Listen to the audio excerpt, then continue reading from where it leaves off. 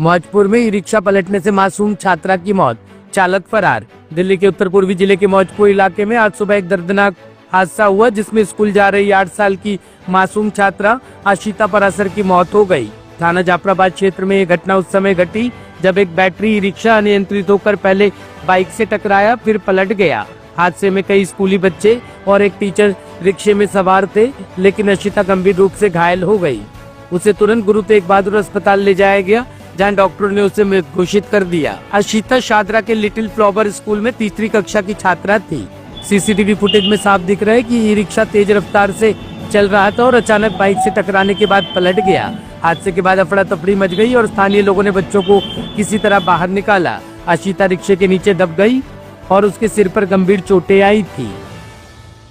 जल्दी से इधर आ जाओ। फोन पे वो बता नहीं पा रही थी, उसकी हालत नहीं थी, बहुत ज्यादा कंफ्यूजन, जगह भी नहीं, एटलीस्ट लोकेशन भी नहीं बता पा रही थी। फिर थोड़ी देर बाद फिर मैंने फोन किया, तब तक ये जीटीवी के लिए निकल चुके थे।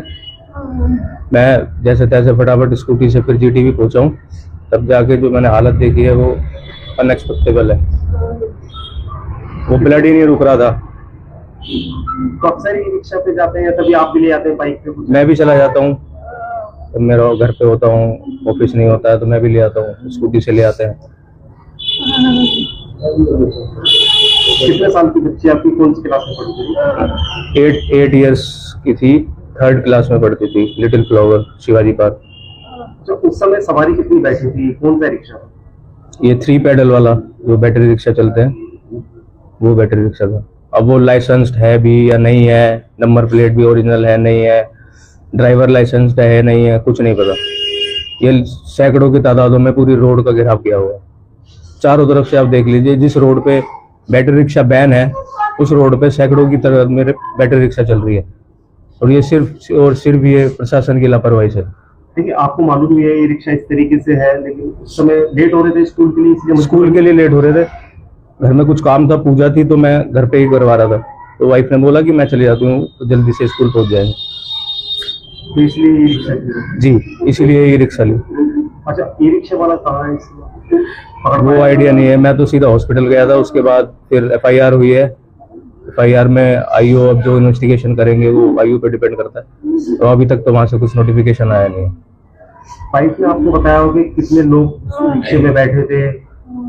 ये 2 लेडीज थी और 3 बच्चे स्कूल जा रहे थे वो। अच्छा, वो भी उसी सेम स्कूल में टीचर थी, जो दूसरी लेडीज थी वाइफ के साथ, वो भी लिटिल फ्लावर में टीचर है, वो पीछे ही रहती है। तो ये सब साथ ही थे बैटरी रिक्शा में। अब वो पता नहीं कितनी स्पीड से चला रहा था, कैसे वो टर्न कर रहा था, कुछ आइडिया नहीं है। वो सीधा वो बेटी गिरी है और उसके सर पे इतना चोट था कि ब्लड ही नहीं रुक पाया था। क्या कहना चाहते हैं? वैसे पेरेंट्स हैं, कई बच्चे भी हैं जो ई रिक्शा में आते हैं जाते हैं, आज आपके साथ आपकी बेटी नहीं रही है।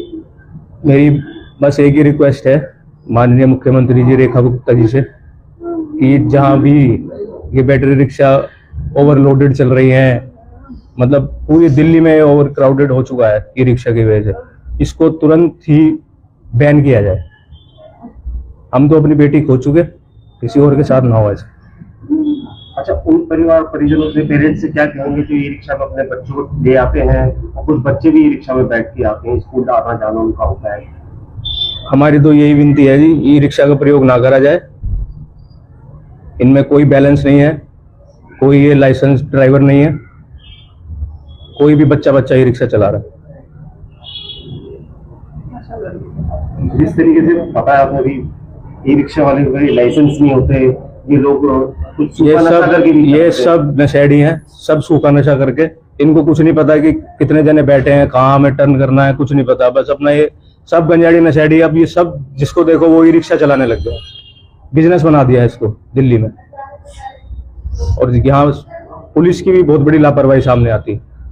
जिस रोड पे, रोड नंबर 66 पड़ती है, इस रोड पे फुली 24/7 ई रिक्शा बैन है, वहां पे सैकड़ों की तादाद में ई रिक्शा चलाई जा रही है। इसका जिम्मेदार कौन है?